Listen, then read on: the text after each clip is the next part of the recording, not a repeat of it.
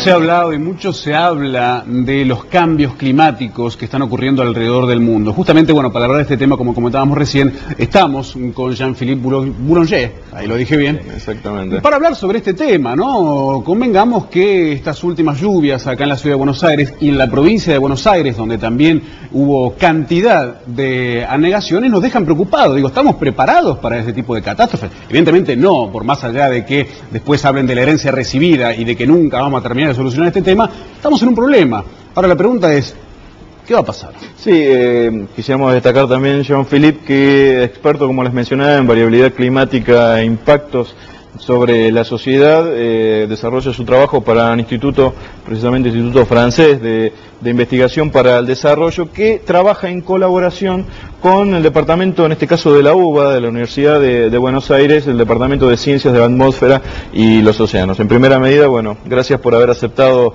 nuestra invitación.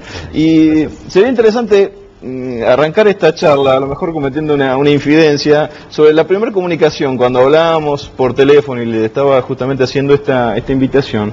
Usted mencionaba, hacía pocas horas que se había conocido este fenómeno de estos dos tornados que pudimos ver sobre las costas cercanas a Olivos, en la provincia de Buenos Aires.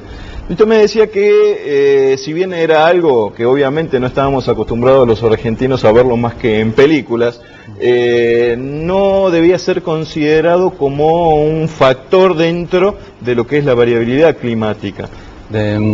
Por lo menos del cambio climático. Sí. El tema es que no se puede hablar de cambio climático cuando uno observa un evento extremo. Sí. La manera para evaluar el cambio climático, entre otros, es de mirar a largo plazo, tipo 10, 20, 30 años o más cuando tenemos más datos, para poder mirar cómo los eventos extremos cambian en frecuencia, en intensidad, entonces en probabilidad de ocurrencia.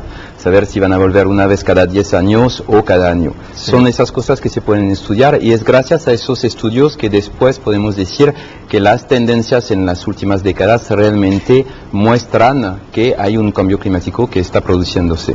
Lo que sí podemos tomar justamente cuáles son esas variables, por ejemplo la cantidad de precipitaciones sí lo podemos tomar como un factor. Sí, en particular para la Argentina lo que se estudió y se conoce es que los eventos más extremos con mucha lluvia en 1 o 2 días aumentaron mucho en las últimas décadas.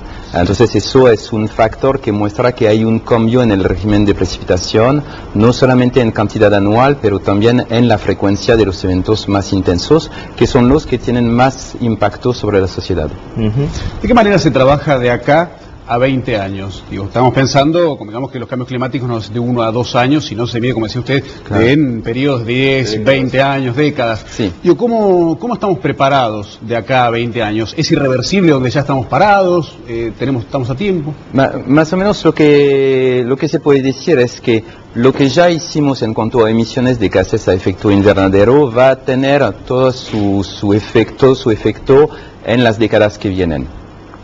Además, lo que se emitió mismo, si de un día al otro dejamos de emitir, la estabilización de los gases va a llevar varias décadas. Por lo tanto, los impactos van a seguir existiendo, vamos a tener un aumento de temperatura. Hoy en día la Unión Europea está trabajando sobre un plan que sería de no aumentar más la temperatura global más allá de 2 grados.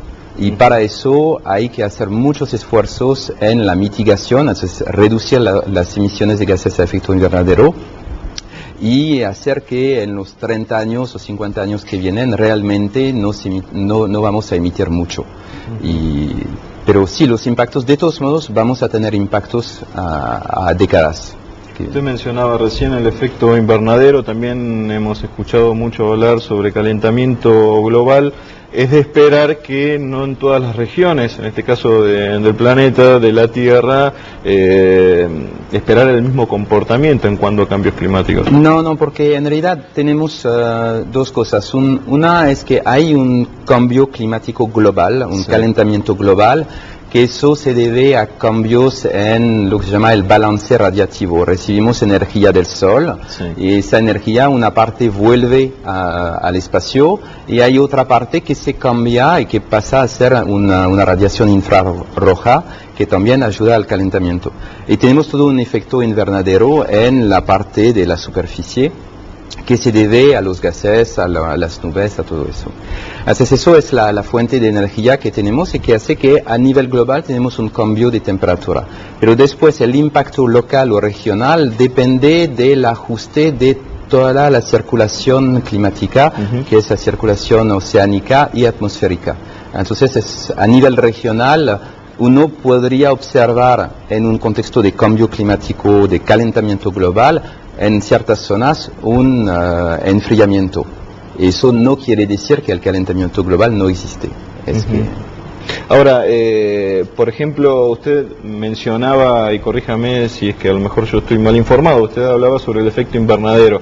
Nosotros lo asociamos generalmente negativamente a este efecto, pero en realidad no sería del todo negativo, porque en tal caso el efecto invernadero es lo que hace mantener la temperatura de la atmósfera a nivel del suelo, ¿no? Y es lo que no hace que tengamos a lo mejor temperaturas por bajo 0 grados.